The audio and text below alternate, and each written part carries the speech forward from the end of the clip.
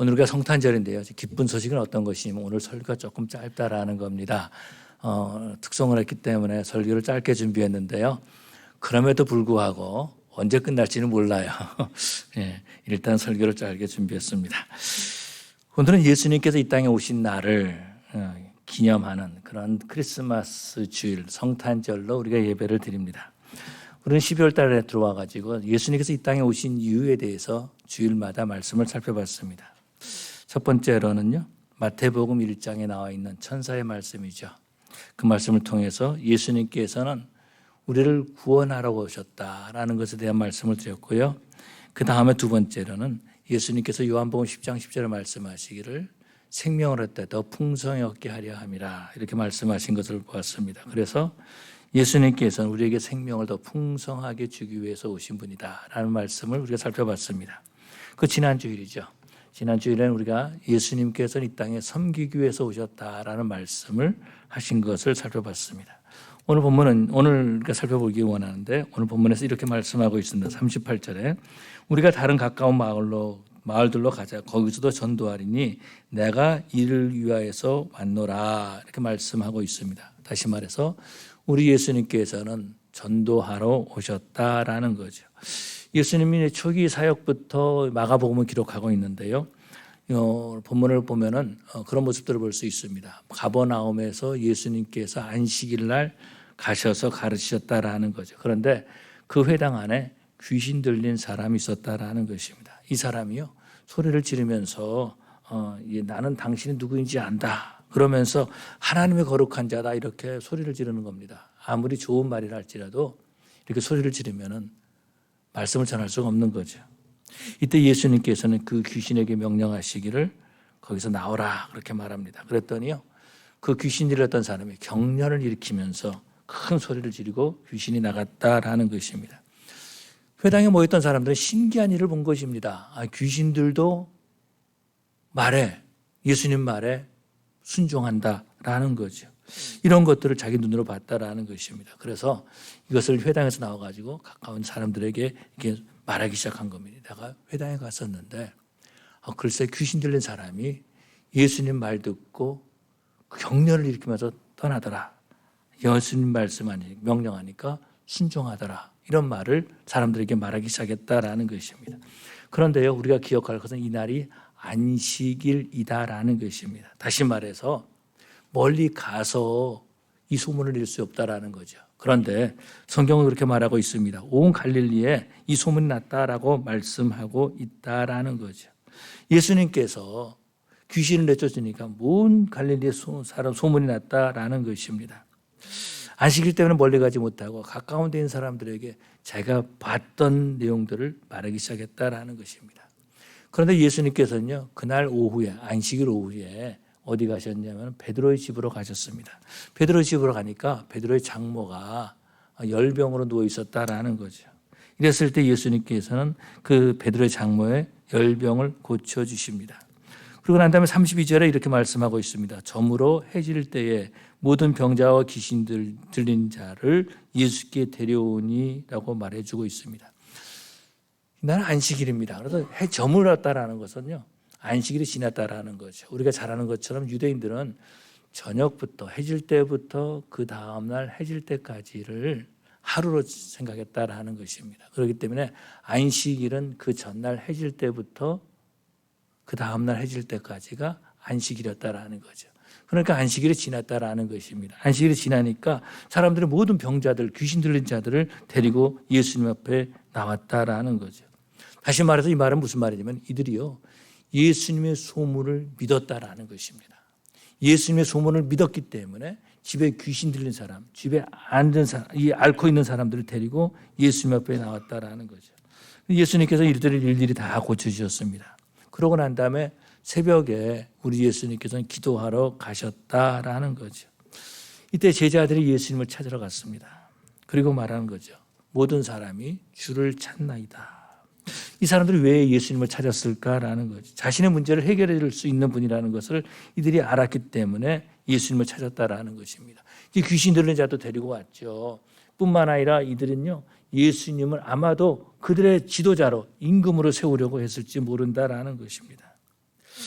자신들의 모든 문제를 다 해결할 수 있는 분으로 생각했다라는 거예요. 그래서 예수님을 찾았다라는 것입니다. 그런데 예수님께서 말씀하시기를 가까운 마을로 가자. 그곳에 우리가 가서 전도하자. 내가 이것을 위해서 왔다라고 말씀하고 있다라는 거죠.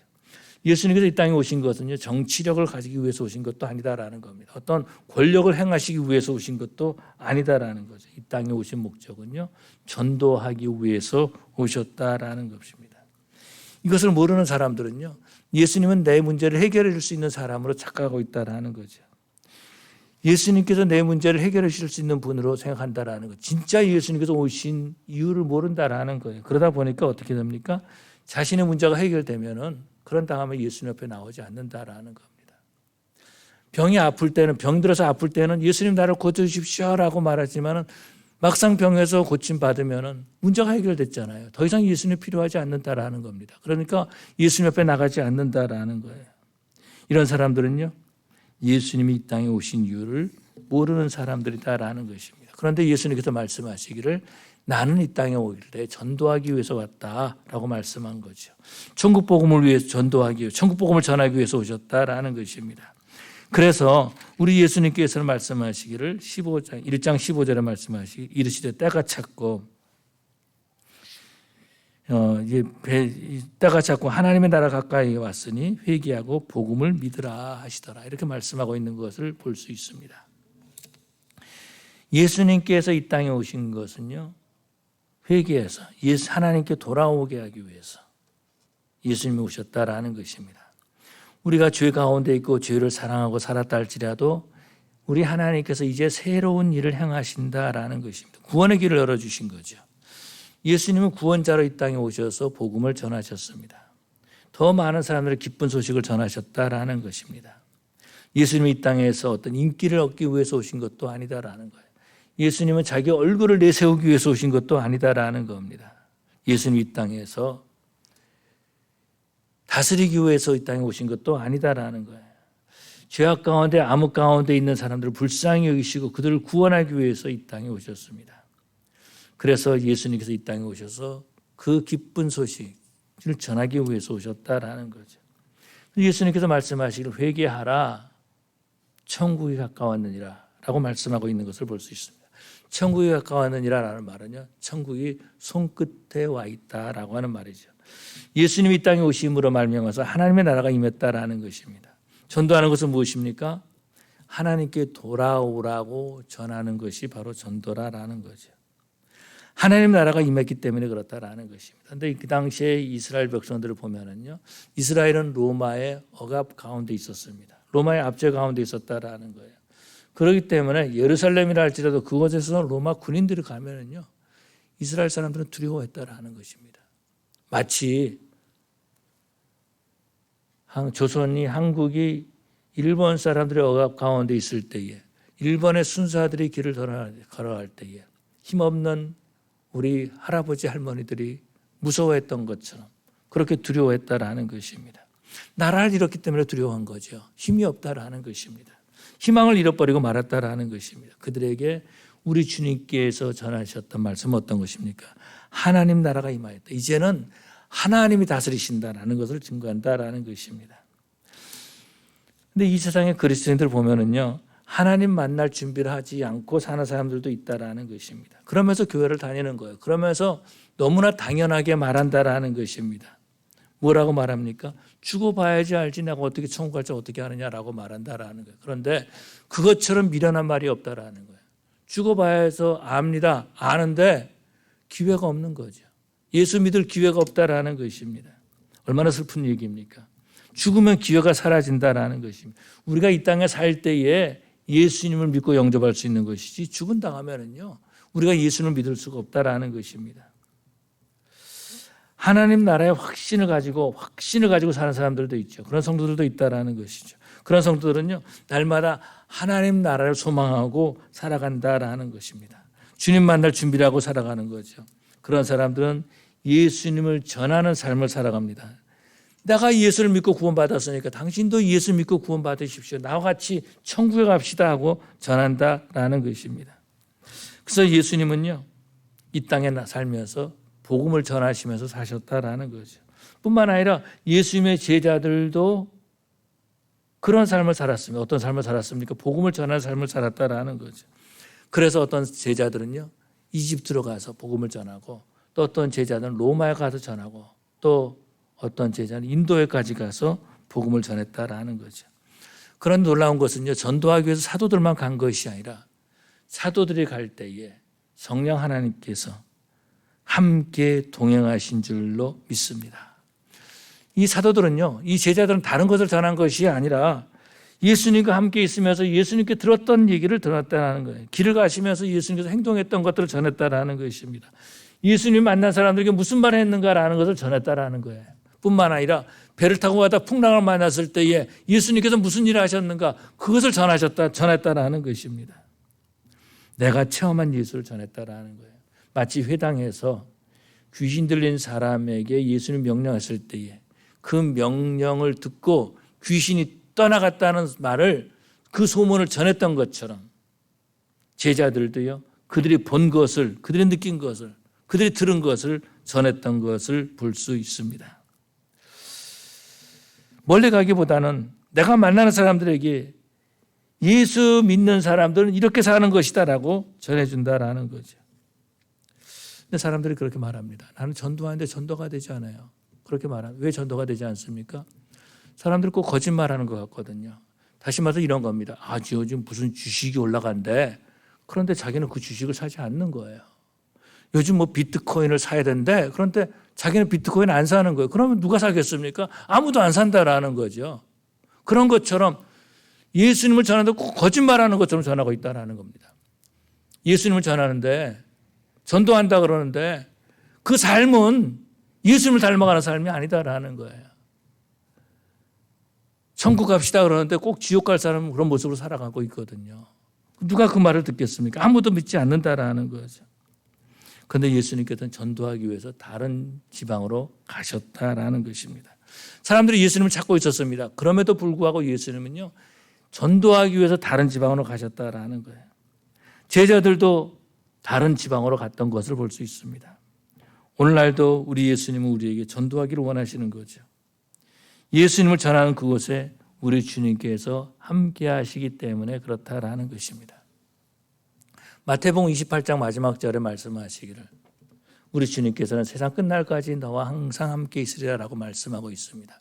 저는 이 말씀을요, 바이블 칼리지 이제 졸업할 때쯤 돼가지고 그때 이제 이 말씀을 받았습니다. 두려웠던 거죠. LA 노스홀리우드에 있는 J.R. 패닝턴 목사님 저를 부를 때 무서웠습니다. 내가 가면 어떻게 복음을 전할 수 있겠는가. 그런데 밤마다 기도하는데, 체프로 가서 밤마다 기도, 하나님께서 주셨던 말씀은 내가 너와 항상 함께 있을 것이다 라고 하는 말씀이었습니다. 이 말은 복음을 증거한다면, 네가 복음을 증거한다면 내가 너와 함께 있겠다는 말씀을 들었습니다. 우리 예수님께서는요, 이 땅에서 계실 때만 복음을 증거하는 것이 아니라 지금도 우리 예수님께서는 전도하고 계시는 줄로 믿습니다. 예수님은 제자들에게 가까운 마을로 가자, 거기서도 전도하리니 내가 이를 위해서 왔노라 라고 말씀하고 있습니다. 그리고 갈릴리 지역에서 예수님이 전도하시고 귀신들도 내쫓으셨죠. 저는요, 이제 추수감사절 때가 되면 달력을 받지 않습니까? 그럼 먼저 달력을 쭉 봅니다. 달력을 보면서 이제 뭘 보냐면 내년에는 부활절이 언제인가, 또 내년에는 추수감사절이 무슨 요일인가, 또 성탄절이 무슨 요일인가, 이런 것들을 보고 있다라는 겁니다. 그런 것에 관심을 가져요. 그러면서 언제 성찬식을 해야 될 것인가, 여기에 또 관심을 갖고 보고 있습니다. 그런데 달력을 보면서 깨달은 것이 있습니다. 하나님께서는 이 달력을 통해서 지금도 복음을 전하고 계신다라는 거예요. 달력에 보면 부활절이 어디인지 정확하게 나와 있습니다. 추수감사절이 언제인지, 크리스마스가 언제인지 분명하게 표시되어 있다라는 겁니다. 그런데 이 달력은요, 세상의 모든 사람들이 다 보고 있어요. 다 보고 있다라는 겁니다. 우리가 잘 아는 것 같이 잘 알지만 주일날은 빨간색으로 되어 있잖아요. 물론 여러분들 달력에는 뭔지 모르겠지만 하여튼 교회 달력은 빨간색으로 되어 있어요. 한 주간을 시작하는 날이 빨간색으로 되어 있고, 이 날은 예배하는 날로 하나님께서 우리에게 선언해 주셨다라는 겁니다. 오래전에 이제 그때만 해도 이제 셀폰 있을 때도 나오기 전이고 또 뭐 스마트폰은 당연히 없었고요. 근데 그때 이제 플래너가 있었습니다. 요즘은 이제 플래너를 파는지 모르겠어요. 플래너가 있어가지고 그걸 이제 일주일 단위로 또 한 달 단위로 돼 있는 플래너가 있습니다. 근데 플래너를 사러 갔는데 원하는 것을 구하지 못했어요. 왜 그랬냐면은 그 당시만 해도요. 그 꽤 시간이 지났는데 주일날이 첫날이 아니고 맨 마지막 끝 첫 번째 날로 돼 있는 거예요. 이런 거는 필요 없어. 그리고 왜 그러냐면 주일날 목사니까 주일날 써야 될 게 많잖아요.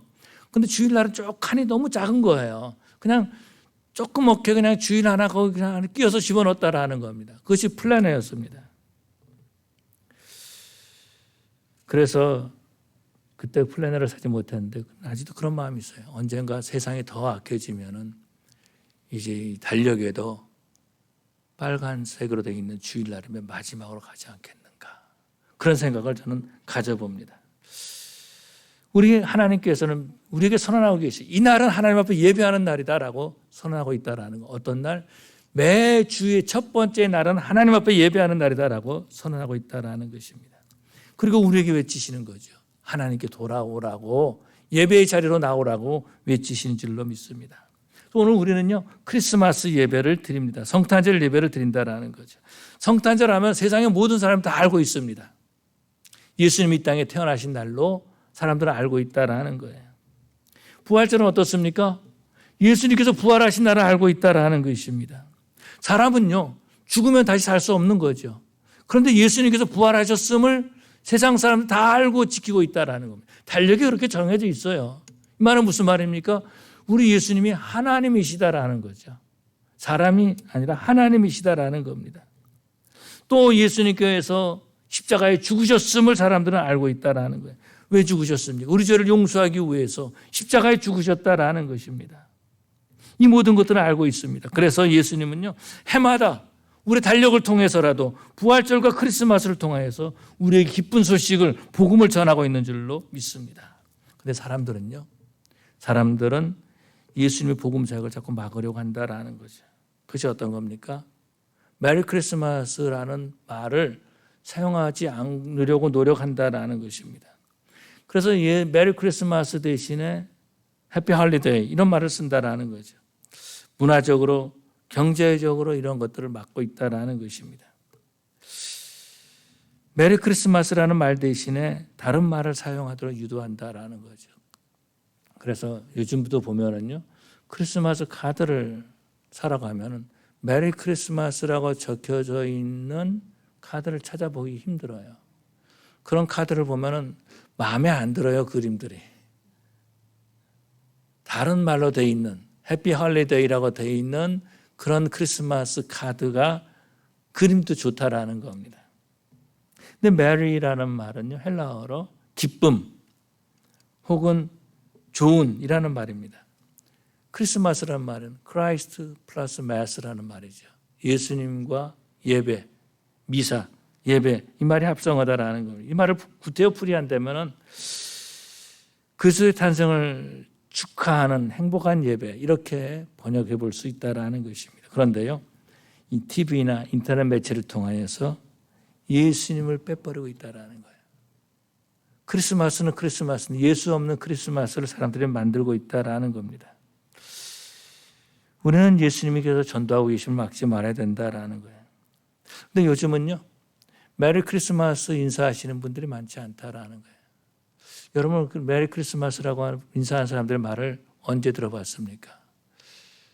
한번 옆에 분들은 그렇게 인사했으면 좋겠어요. 지금이라도 메리 크리스마스, 메리 크리스마스라고 인사하시기 바랍니다. 전에는 보면은요, 크리스마스 때가 되면은 카드를 보내서 인사했다라는 거죠. 그런데 몇 년 전부터 이 카드 대신에 카톡을 가지고 크리스마스 대신 인사하는 사람들도 꽤 있습니다. 그런데 이 카톡으로 카드를 받을 때 기분 나쁜 그 카드도 있어요. 어떤 카드냐면은 카드 보면 보낸 사람이 분명히 이분이 나한테 보냈는데 그 카드를 쓴 사람은 다른 사람이 쓴 거예요. 그 이름이 다른 사람 이름이 되어 있는 거예요.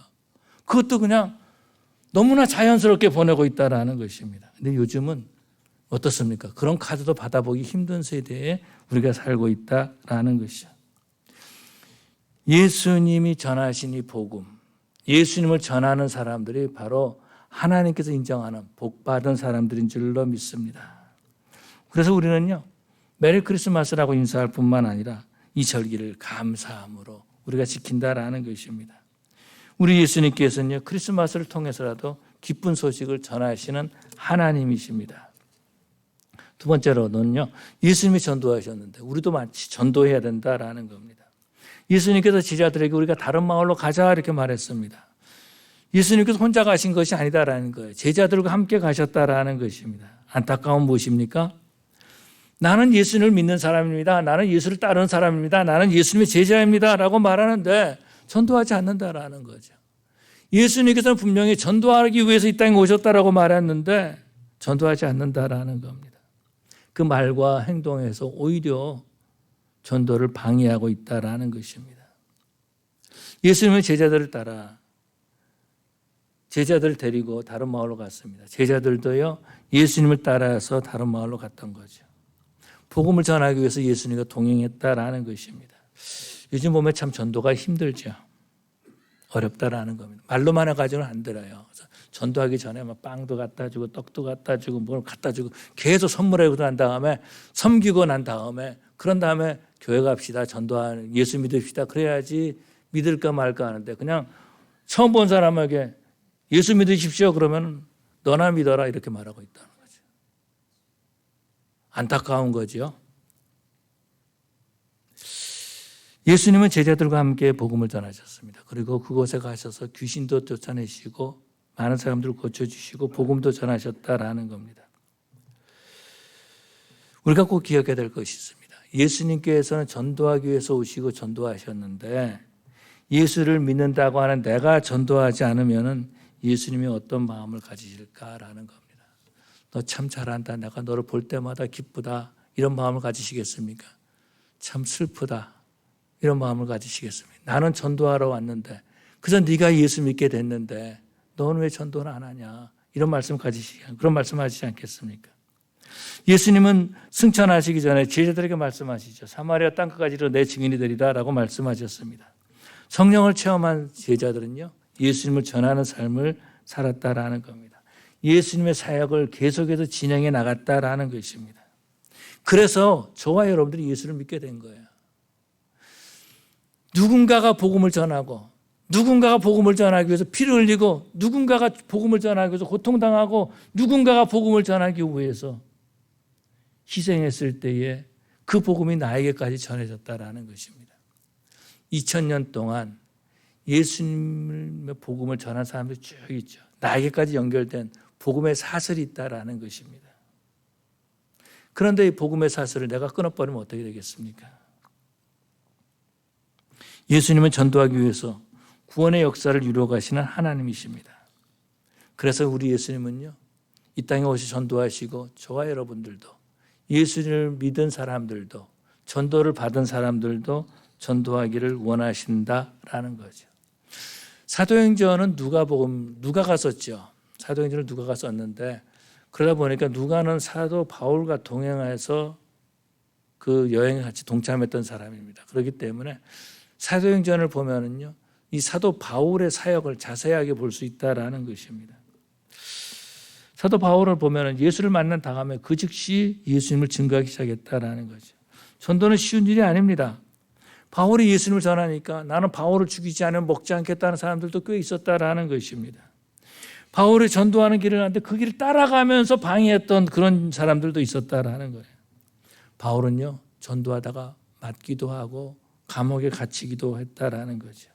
위험한 고비를 여러 번 넘겼다라는 것입니다. 가끔 그럴 때가 있어요. 야, 내가 전도하는데 피 흘리기까지 전도할 필요가 뭐 있을까? 내가 이렇게 손해보면서 전도할 필요가 있을까? 그런데 나에게까지 복음이 전해야 될 때까지는요, 그렇게 피 흘린 사람도 있었고 그렇게 손해본 사람들도 있었다라는 거죠. 예수님께서도 이 땅에 복음을 전하러 오셨는데 예수님께서 복음을 전하실 때도 많은 반대에 부딪혔다라는 것입니다. 심지어는요, 그 당시에 종교 지도자들이 어떻게 했습니까? 예수님께 사람을 보내는 거죠. 맨 앞자리에 앉아가지고 질문하는 겁니다. 예수님 올무에 걸려 넘어지게 하기 위해서. 가이사에게 세를 바치는 것이 가하니까 불가하니까 하면서 예수님께 질문했던 거죠. 예수님을 올무에 걸려 넘어지려고 많은 계략을 세웠던 것을 볼 수 있습니다. 예수님께서 복음을 전할 때 많은 방해를 받았습니다. 방해를 받았음에도 불구하고 그런 가운데에 예수님을 믿은 사람들이 있었다라는 거죠. 전도를 받아들인 사람이 있었다라는 겁니다. 예수님을 나의 구주로 받아들이고 영접한 사람들이 있었다라는 겁니다. 그들이 또 다른 사람에게 예수님을 전했다라는 거예요. 그래서 저와 여러분들이 예수를 믿게 되고 이 자리에 있게 된 줄로 믿습니다. 전도하는 것은 쉬운 일이 아닙니다. 왜냐하면 사탄이 방해하고 공격하기 때문에 그런 거죠. 왜 그래요? 전도는 영적 전쟁이기 때문에 그렇다라는 것입니다. 그런데 고린도전서 이렇게 말씀하고 있습니다. 전도에 미련한 것을 가지고 우리 하나님께서 우리를 구원하기를 기뻐하신다라고 말씀하고 있습니다. 어찌 보면 전도는 미련한 것입니다. 그런데 지금도 우리 하나님께서 전도를 통하여서 구원하는 것을 기뻐하신다라는 것입니다. 전도는 위험합니다. 그런데 미련한 그것을 통해서 위험을 무릅쓰고 전도할 때에 우리 하나님께서 그것을 통해서 구원하신다라는 거예요. 자, 한번 여러분에게 물어보겠습니다. 만약에 여러분의 자녀가 물에 빠져서 허우적거린다면 어떻게 하겠습니까? 너 허우적거려라. 그러다 죽어. 그러다 그냥 끝나. 이렇게 있습니까? 아니면은 여러분의 자녀가 살려달라고 소리치는데 허우적거리는데 그냥 모른 척 하시겠습니까? 어떻게 하시겠습니까? 반응이 없어요. 그냥 모른 척 할 것 같아. 그렇지 않는다라는 거죠. 부모는요, 내가 위험해도 그 아이를 살려내기 위해서 뛰어듭니다. 그것이 바로 부모예요. 왜 그래요? 사랑하기 때문에. 생명을 살리는 일이기 때문에 그렇다라는 것입니다. 지난 주간에 소방관이라고 하는 영화를 봤어요. 소방관이라고 하는 영화를 봤는데 이제 개봉된 영화입니다. 소방관이라는 영화. 이게 사실에 의해서 사실을 한국에서 일어난 마포 어디서 불난 그 사실을 모티브 해가지고 이제 만든 영화예요.